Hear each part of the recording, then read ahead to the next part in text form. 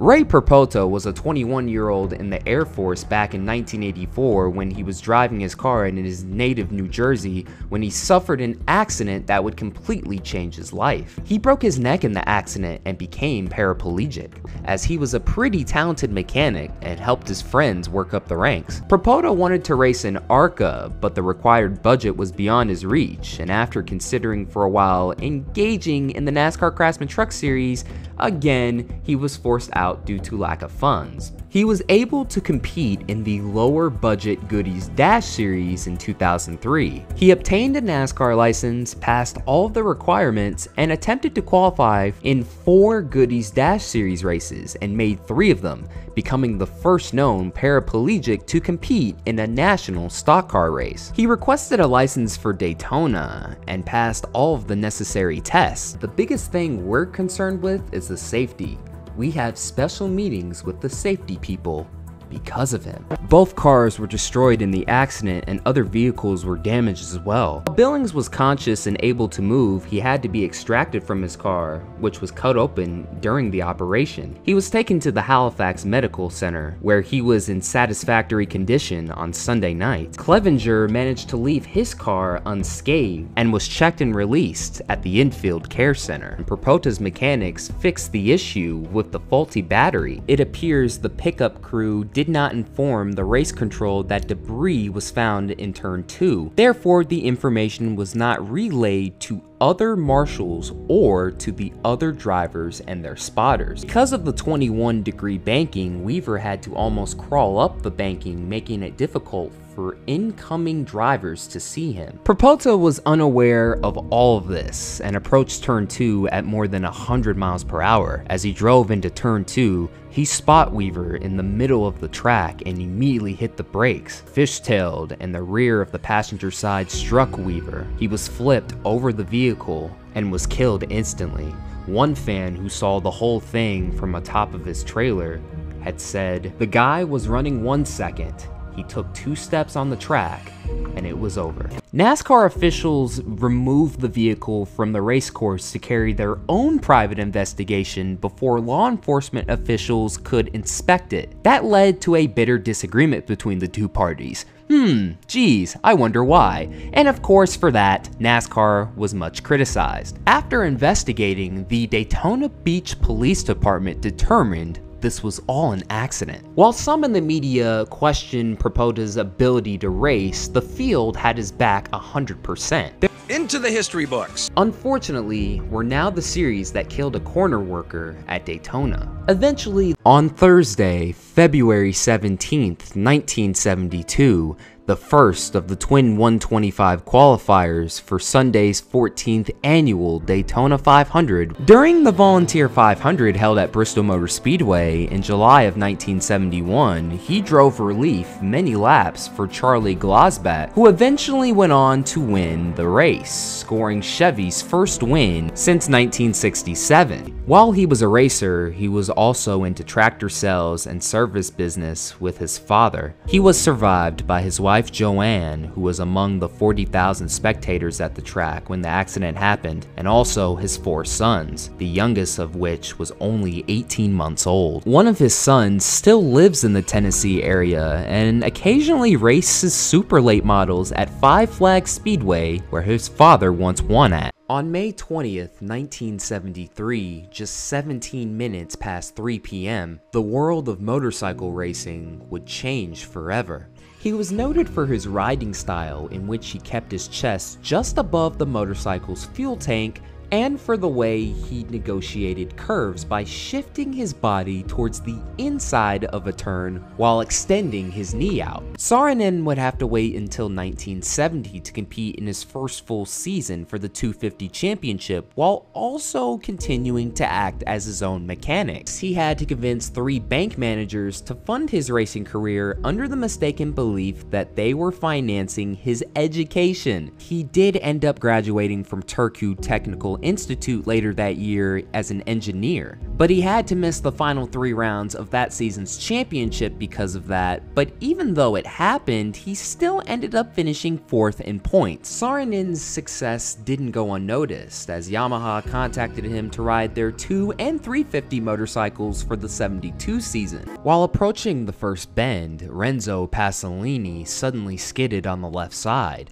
His speed was an estimated 130 plus miles per hour when he fell down, hit the stray bells, and crashed into the guardrail, killing him instantly. Upon the impact, his motorcycle lost the saddle and tank, dumping a large amount of fuel, which was immediately burning. The machine bounced in the air, striking Jarno Saarinen in the face in the middle of the track, causing a huge pileup. 12 riders were involved. The reigning world champion was thrown into the air, landing on his back some 40 meters ahead. Even though this race turned into a complete horror show, it continued for several minutes. The leaders managed to avoid the debris and bodies of the fallen racers until the 3rd lap. They kept threading their way through the chaos until they pulled into the pits. Some believed it to be a piston of Pasolini's machine using a water-cooled engine for the first time. Other eyewitness reports were pretty controversial. Someone said Pasolini's wheels skidded due to an oil patch or an irregular junction of the asphalt. Other versions stated he lost control of his machine due to a sudden mechanical failure.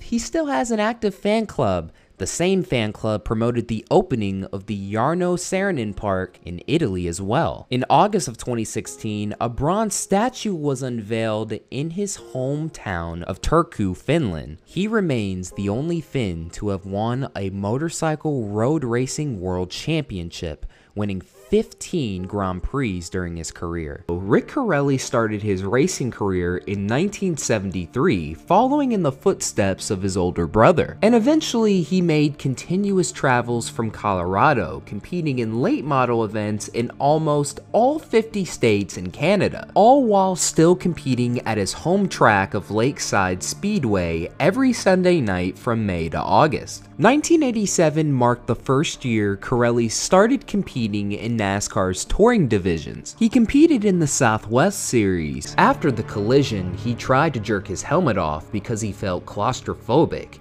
He knew something was wrong. Once he got his helmet off, he grabbed his face and saw the blood.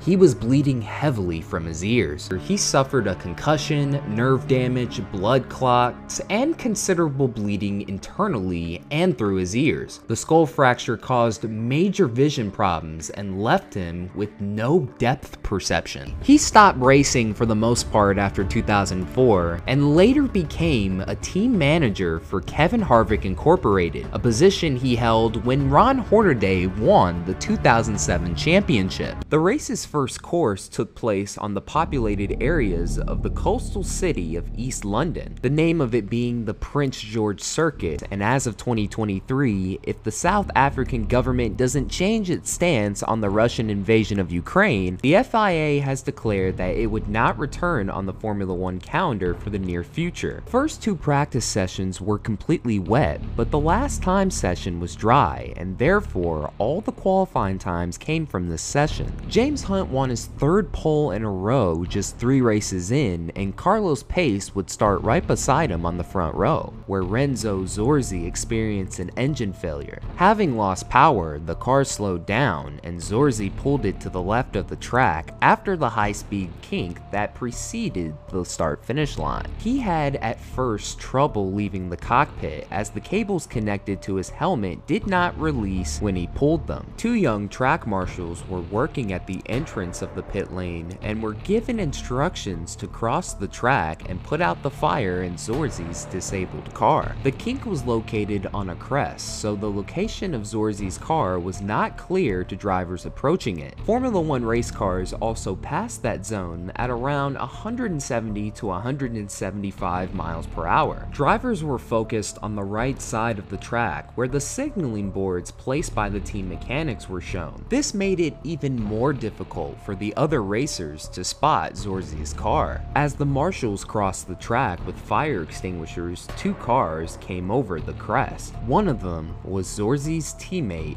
Tom Price. Price was identified as a potential future race winner and world champion, as he would outperform in cars that were often unreliable and rarely in the points. He remains the only Welshman to lead in a Formula One race, as he led 2 laps of the 1975 British Grand Prix, coming upon the marshals at a very high speed. As he closed to the 22nd lap, Stuck was able to swerve all too slightly, avoiding the first marshal and barely missing the second, 19-year-old Frederick Jensen Van Vuren. Prior to this race, he was working as a booking clerk for an airport.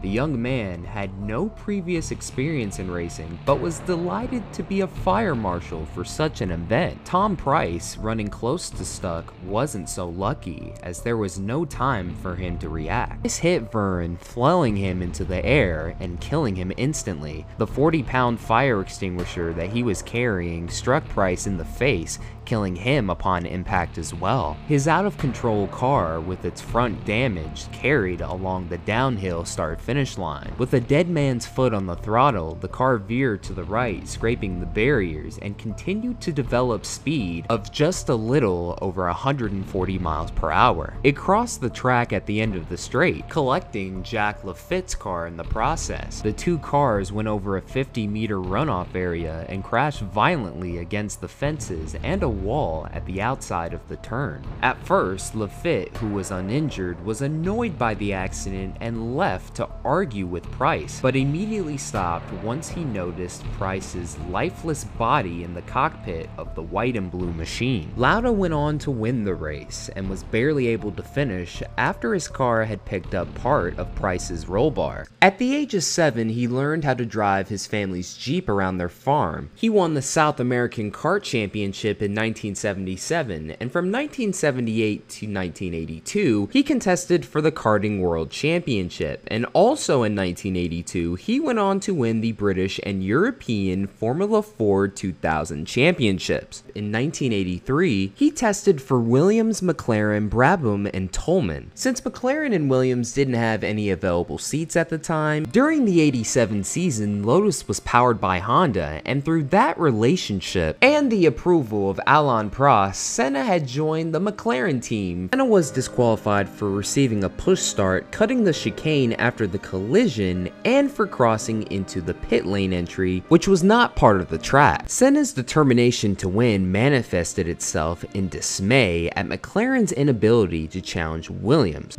Once Sid Watkins got to him, he raised his eyelids, and it was clear from his pupils that he had a massive brain injury. He lifted him from the cockpit and laid him on the ground. As he did, Senna had sighed, and although Sid wasn't religious, he had felt his spirit had departed at that moment. Joseph Reddick Ricky Hendrick was a driver/owner in NASCAR. Ricky didn't begin his career in auto racing until he was 15, when he chose to compete in Legends competition. 1998 would turn out to be his best year in the Legends Series Summer Shootout, scoring his first victory in late May and his first pole in mid-July. 1 year later, and he's making his NASCAR Busch Series debut, where he qualified an impressive 5th at Myrtle Beach.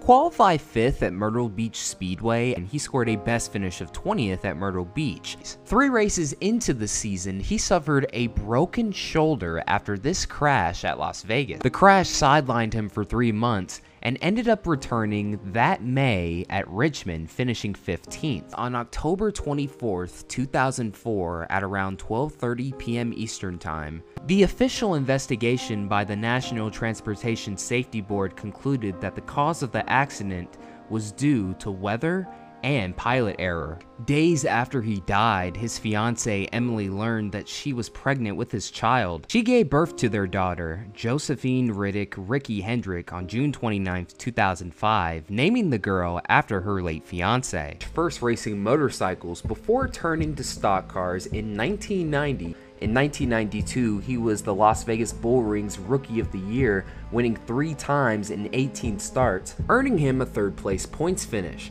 The next year, he picked up 10 wins in the Southern California Sportsman Series and another 8 in 1994. His first season in 1995 was a transitional one, making only 13 of 17 starts, only scoring a single top 10, but also scored a pole.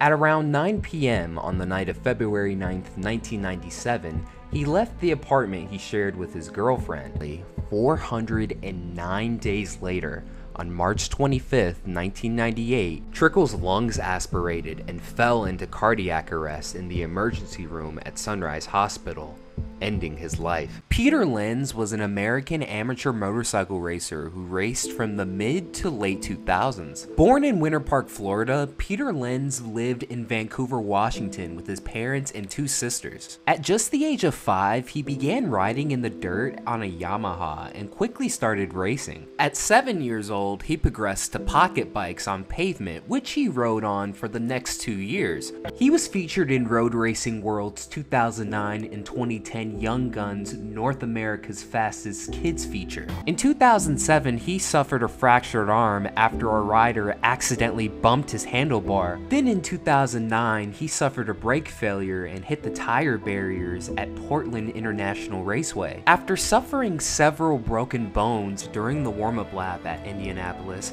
where he fell from his bike at the 4th turn of the road course and was struck by a 12-year-old rider. He was placed in a neck brace and given chest compressions by medical workers at the track, and while he was being transported to Indianapolis Methodist Hospital, he would be pronounced dead some 3 hours later after the incident. He was the youngest competitor and the first motorcycle racing death in the circuit's history, as it was FIA spec temporary curbing, not the required FIM spec curbing that the track was supposed to use. MotoGP champion Valentino Rossi fell 4 times at the track during practice and warm-ups, and other top riders acknowledged the track surface conditions were very difficult. Russell Phillips was a NASCAR Sportsman Division driver founded by former Charlotte Motor Speedway president Humpy Wheeler in 1989. It was supposed to be a division that gave short track drivers super speedway experience. David Gaines tragically passed away in a practice crash after his car was struck from behind. In 1991, Philip Ross survived an insane crash coming off of turn 4 when his car backed into the wall and bursted into flames. And in 1992, you had yet another tragedy involving Gary Batson, where 80% of his body was brutally burned and later succumbed to his injuries. He was for the most part a mid-pack driver who barely got any attention from the media. He not only had help from the family business, but also companies such as Mills Well Drilling and Hendricks Office Machines. On lap 17 of the Winston 100, Phillips was running in 10th place when coming out of turn 4, a 2-car spin occurred right in front of him.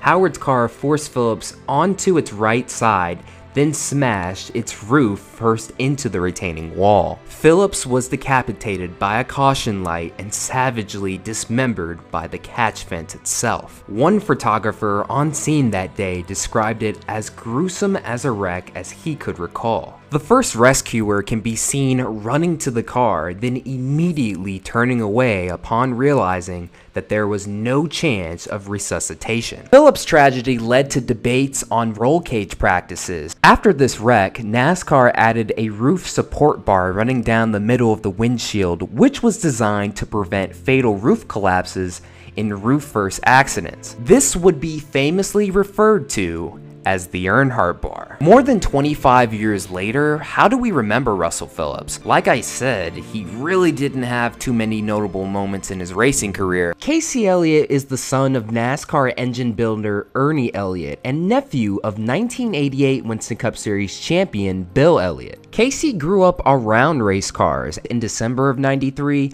a medical examination revealed a cancerous growth on Casey's upper right thigh. Later having knee replacement surgery, His driving career was pretty much over. He went on to get involved in motor racing outreach. His grandfather Mauro Bianchi competed in sports car racing during the 1960s. He's also the grandnephew of Lucien Bianchi, who competed in 19 Formula One Grand Prix between 1959 to 1968, as well as winning the 24 Hours of Le Mans in 1968 before tragically passing away during a test the following year. He was exposed to racing right from the get-go, as his father owned his very own go-kart track. He became the first recruit of the Ferrari Driver Academy, as his favorite driver growing up was Michael Schumacher. Bianchi would remain with ART in 2011. In the Asia GP2 series, he held off fellow Frenchman Romain Grosjean to score a feature victory. He finished runner-up in the point standings to Grosjean, but in the main series, he really improved, finishing third in the Drivers' Championship. While opting to switch to Formula Renault in the latter series for 2012, they loaned him over to the Force India team for the 2012 season, where he competed for them in 9 free practice sessions as a test and reserve driver. He had beaten his teammate in all qualifying sessions and races that both had finished. By the fall of 2013, it was already confirmed that he would be back with them for the 2014 season,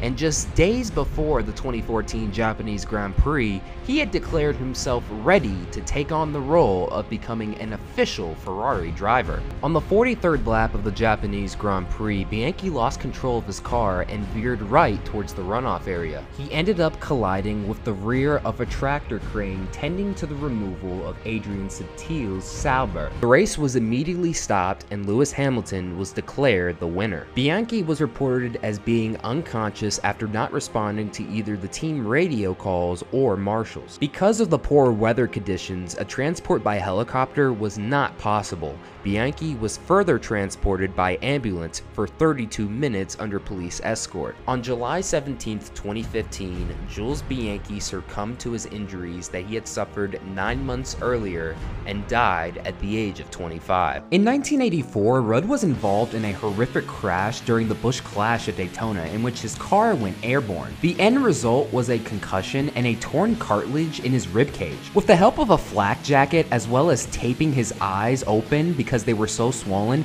he was able to race in the Daytona 500. His streak of winning in the Cup Series snapped at 16 straight years. Once Tide decided they would leave his team after the 1999 season, Rudd chose to liquidate his equipment and close his team entirely.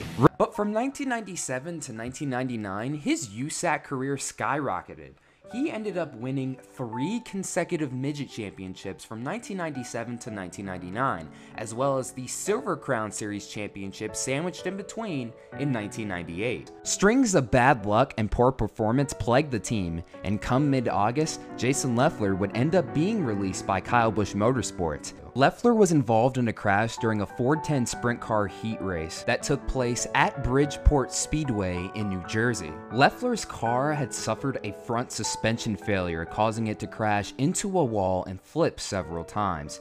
He unfortunately instantly lost consciousness in the accident. The cause of death was later revealed to be severe blunt force trauma to his neck and a backbone injury. After his death, many drivers and racing associations such as NASCAR and IndyCar made statements and gave their condolences. NASCAR drivers competing in the following race at Michigan had special stickers placed on their cars in honor of Leffler. Denny Hamlin even went as far as running a throwback scheme to the first ever FedEx 11 car that was driven by him. His career in the NASCAR Cup Series might not have been the greatest in the world. His family immigrated to the States from the Netherlands in 1956, eventually settling in Indiana. He attended Ball State University and then eventually got a scholarship to go to Harvard. He graduated with a degree in business and then eventually became a very successful mutual fund manager. Soon after, his first wife gave birth to their son, John Paul Jr. Paul Sr.'s racing career began in the late 1960s, winning the Sports Car Club America Northeast Regional Championship. After his wife left him and took their son, he abruptly left racing in 1972, choosing to just live life on his sailboat. By 1975, he was back in the racing scene, only this time he was joined by his son. 1978 and 79 saw Paul Sr. win the World Challenge for Endurance Drivers and a Trans Am title. Paul Sr. then fled when a companion of Carson's began shouting, Paul was arrested, but while out on bail, he fled before his trial. He was later apprehended by Swiss authorities in January of 1985, where he served a 6-month sentence there. Paul Sr. pleaded guilty to attempted first-degree murder and received a sentence of 20 years, later expanded to 25 years after additional sentences were added. Meanwhile, Paul Jr. also pleaded guilty to racketeering and received a 5-year sentence. The reason being, he refused to testify against his father. In an effort to try and escape from prison, him and another inmate, I kid you not, made a mixture of hot sauce and Pine Sol and ended up spraying one of the guards in the face, then ended up scaling a 12-foot fence. Eventually the guard came to and fired 2 warning shots, stopping them. There was even a pickup truck outside that was later revealed to have been stolen. This is believed to have been their getaway vehicle if they had escaped. Shortly following his release from prison, Paul met an office manager by the name of Colleen Wood. Very unprofessional, Darian.